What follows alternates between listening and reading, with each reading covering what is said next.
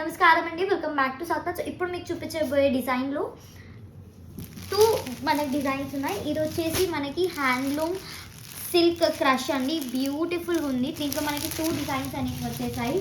చాలా light weight ఉందండి. దీంట్లో మనకి ఒకటి వచ్చేసి కలంకారీ కాన్సెప్ట్ అనేది వచ్చేసి, ఇంకొకటేమో జాల్ కాన్సెప్ట్ అనేది వచ్చేసింది. దీంట్లో మనకి కింద చిన్న బార్డర్ వచ్చేసింది.